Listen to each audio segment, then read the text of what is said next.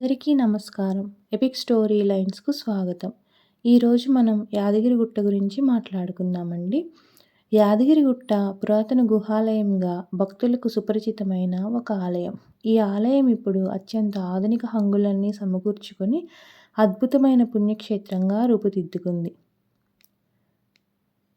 పురానికి గోపురమే అలంకారం అంటారు పెద్దలు. ఏ ఊళ్ళోనైనా ఆకాశాన్నంటే ఆలయ శిఖరమే చుక్కానిలా భక్తుల్ని దైవ సన్నిధికి మళ్లిస్తుంది. ఒకప్పుడు ఈ యాదగిరిగుట్ట ఆలయం కూడా చాలా దూరం నుంచి కనిపించేది.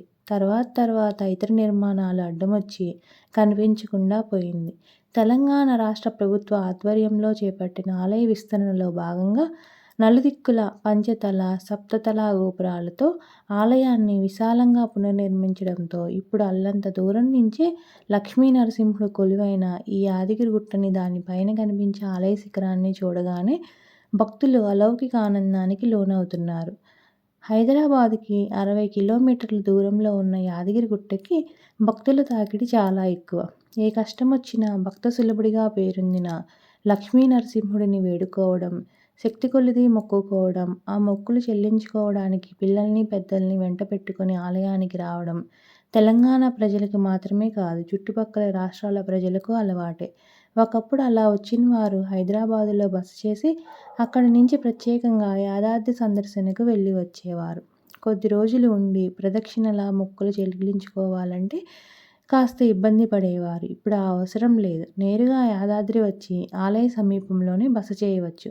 సాధారణ పౌరుల నుంచి దేశాధినేతల వరకు ఎవరు వచ్చినా వారి స్థాయికి తగిన ఆతిథ్యం ఇచ్చే వసతి గృహాలు ఉన్నాయి. హాయిగా విశ్రాంతి తీసుకొని ప్రశాంతంగా దైవ దర్శనం చేసుకొని చుట్టుపక్కల ప్రాంతాలను కూడా సందర్శించుకోవచ్చు. యాదాద్రిని చేరుకోగానే పెద్దగా వైకుంఠ ద్వారం భక్తుల్ని స్వాగతిస్తుంది. ఎక్కడి నుంచి వచ్చిన భక్తులైనా, ఏ వాహనంలో వచ్చినా గుట్ట కిందికి రాగానే వాహనాన్ని పార్కింగ్ ప్రదేశంలో నిలిపి క్యూ కాంప్లెక్స్‌లోకి చేరుకోవాలి. దేవాలయం ఉన్న గుట్టను ఆనుకొని ఉత్తరం వైపున 4 అంతస్తుల్లో నిర్మించిన విశాలమైన క్యూ కాంప్లెక్స్ ఇది.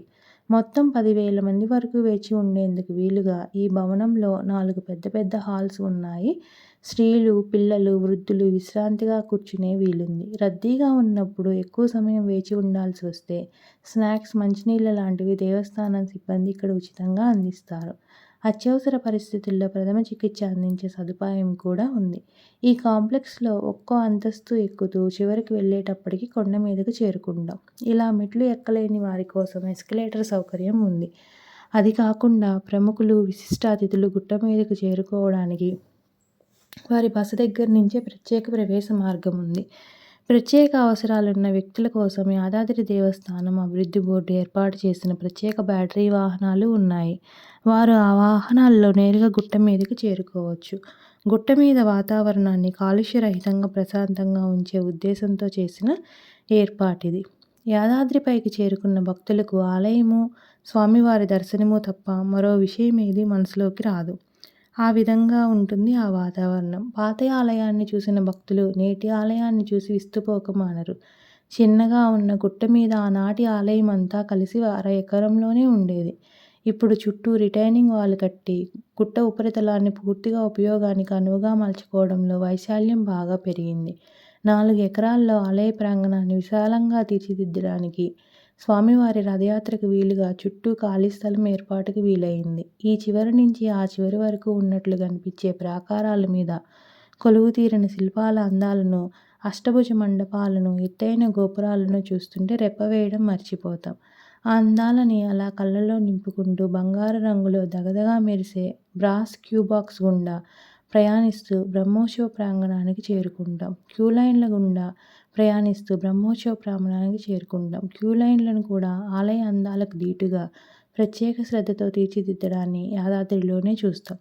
కొండ మీద చెట్లేమీ లేవు. అయినా ఎండ, వేడిమి తగలకుండా చల్లగా ఉండేలా అల్యూమినియం, ఇత్తడి కలిపి క్యూ బాక్స్‌ని డిజైన్ చేశారు. జైనుల వాస్తు నిర్మాణ శైలిలో శంకుచక్రాల డిజైన్లు కనిపించేలా నిర్మించిన ఈ క్యూ లైన్ నుంచి బ్రహ్మోత్సవ ప్రాంగణం మీదుగా నేరుగా ముఖమండపంలోకి అడుగుపెడతాం. ప్రధాన ఆలయానికి ముందు ఉన్న ఈ చిన్న మండపాన్ని రాజసం ఉట్టిపడేలా తీర్చిదిద్దారు వాస్తుశిల్పులు. దీని గోడలపైన, స్తంభాలపైన మాత్రమే కాదు, ఆఖరికి పైకప్పుని వదలకుండా 32 రూపాల్లో నరసింహస్వామి చిత్రాలను, ప్రహ్లాద చరిత్రను తెలిపే దృశ్యాలను చిత్రించారు. వాటిని చూసుకుంటూ తూర్పు రాజగోపురం గుండా ఆలయం లోపలికి ప్రవేశిస్తాం. రాజగోపురానికి రెండు పక్కల నిలువెత్తు ఐరావతాలు, జయ విజయుల విగ్రహాలు మనకి స్వాగతం చెబుతాయి. ఆలయంలోకి ప్రవేశించి కుడివైపుకి దిగి కొంచెం ముందుకు వెళ్తే త్రితల రాజగోపురం ఉంటుంది. గర్భగుడికి ప్రవేశ మార్గం ఇది. దానిలో నుంచి లోపలికి వెళ్తే అక్కడ కొన్ని మెట్లు కిందకు దిగాల్సి ఉంటుంది. మీకు గుర్తుండే ఉంటుంది, యాదగిరీశుడు స్వయంభూగా వెలిసింది రాతి గుహ అని. ఆ గుహని ఏమాత్రం కదల్చకుండా చుట్టూ ఆలయాన్ని నిర్మించే క్రమంలో ఈ హెచ్చుతగ్గులు వచ్చాయి. అందుకే అక్కడ కొన్ని మెట్లు దిగేసరికి క్షేత్రపాలకుడైన ఆంజనేయ స్వామి తొలి దర్శనం అవుతుంది. ఆయన్ని చూసుకొని మళ్ళీ కొన్ని మెట్లు దిగి అష్టభుజి ప్రాకార మండపంలో గండభేరుండ స్వామి దర్శనం చేసుకొని అక్కడి నుంచి మహామండపంలోనికి ప్రవేశిస్తాం. అక్కడి నుంచి ఎడంవైపుకు తిరిగితే స్వర్ణకాంతులతో మెరిసిపోయే ఆ గర్భగుడి మహాద్వారం కనిపిస్తుంది. సరిగ్గా ఆ ద్వారానికి పైన ఎత్తైన గోడ ఈ చివరి నుంచి ఆ చివరి వరకు ప్రహ్లాద చరిత్రని కళ్ళకు కట్టే చిత్రాలు మైమరిపింపచేస్తాయి.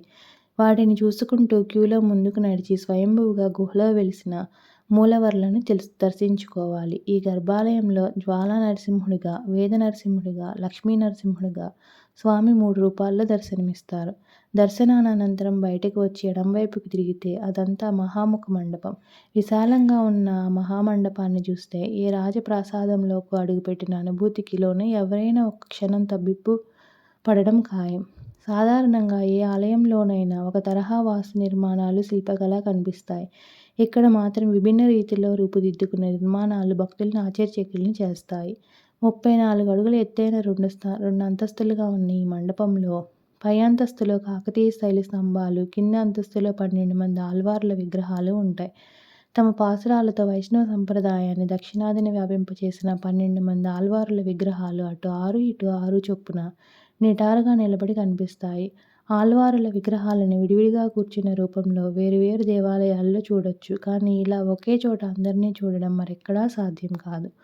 స్వామివారి దర్శనం తర్వాత అక్కడే వరుసగా ఉన్న ఉపాలయాల్లో లక్ష్మీదేవిని, ఆళ్వార్లని దర్శించుకోవచ్చు.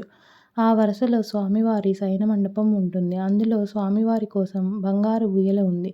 సరిగ్గా గర్భాలయానికి అభిముఖంగా రామానుజనుల మందిరము, ధ్వజస్తంభము, బలిపీఠము ఉంటాయి. స్వర్ణ తాపడం చేసిన ధ్వజస్తంభము, ద్వారాలకు దీటుగా రాతి విగ్రహాలు, స్వర్ణకాంతులీనడాన్ని ఇక్కడ చూడవచ్చు.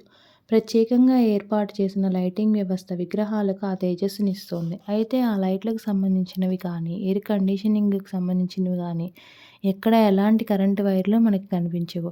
ఆధునిక సాంకేతికతను ఉపయోగించుకొని 100 ఏళ్ల నాటి దేవాలయంలా కనిపించేలా యాదాద్రిని తీర్చిదిద్దారు వాస్తుశిల్పులు. మహాముఖ మండపాన్ని పూర్తిగా దర్శించుకున్నాక ఉత్తరం దిశగా ఉన్న మెట్ల మీదుగా మళ్ళీ పైకి వెళ్తాం. అక్కడ పడమటి రాజగోపురం ద్వారా బయటికి 2వ మాడవీధిలోకి చేరుకుంటాం.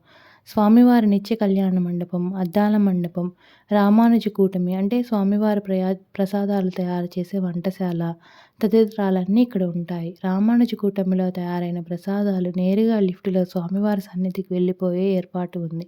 మాడవీధిలో తిరిగి చూశాక పశ్చిమాన ఉన్న 7 అంతస్తుల రాజగోపురం ద్వారా ఆలయం వెలుపలకు వచ్చేస్తాం. ఈ గోపురానికి ఎదురుగా బయట వేంచేపు మండపం ఉంటుంది. అందులో స్వామివారి అలంకార సేవ ఉత్సవం జరుగుతుంది. భక్తులకు నిత్యం దర్శనమిచ్చేందుకు స్వామివారు అక్కడ వేంచేసి ఉంటారు. 2 మాడవీధులు చుట్టి ఆలయం బయటకు వచ్చేశాక ప్రసాదాల వితరణ విభాగం కనిపిస్తుంది. ఒక పక్కగా స్వామివారి కోనేరు, మరో పక్కగా రథమండపము ఉంటాయి. ప్రసాదం తీసుకున్నాక మెట్ల మీదుగా కొంచెం కిందకి దిగితే పునర్నిర్మించిన శివాలయం ఉంటుంది. వైష్ణవాలయం నుంచి శివాలయంలోకి ప్రవేశించిన తక్షణం ఆ మార్పు స్పష్టంగా తెలిసేలా చేస్తుంది త్రిశూలాల డిజైన్తో తీర్చిదిద్దిన ప్రాకారం. ఆ ఆలయంలో శివదర్శనానంతరం అక్కడి ఆహ్లాదకరమైన పరిసరాల మధ్య కాసేపు గడిపి తిరిగి గుట్ట కిందకు వచ్చేయవచ్చు. దర్శనం పూర్తి చేసుకుని బయటకు వచ్చేసరికి చీకటి పడినా ఆందోళన చెందాల్సిన అవసరం లేదు. బంగారు రంగు దీపాలతో సరికొత్త అందాలను సంతరించుకొని మెరిసిపోయే ఆలయ ప్రాంగణాన్ని మనసారా వీక్షించేందుకు మరో అవకాశం ఇది. అంత పెద్ద ఆలయము బంగారు రంగులో దదగ్ధమాయంగా వెలిగిపోతుంటే భక్తి పారవస్యంతో చూస్తూ ఉండడం మినహా అసలు అక్కడి నుంచి వెళ్ళిపోవాలన్న ఆలోచన రాదేమో. వెళ్ళక తప్పదు కాబట్టి, మళ్ళీ వద్దామన్న ఆశ ఒకటి మదిలో మెదులుతూనే ఉంటుంది కాబట్టి కొండ మీద కొలువైన దేవుడిని గుండె నిండా నింపుకొని తిరుగు ప్రయాణమవుతారు భక్తులు. ఓం నమో వెంకటేశాయ. ఓం శ్రీ లక్ష్మీ నరసింహయే నమః.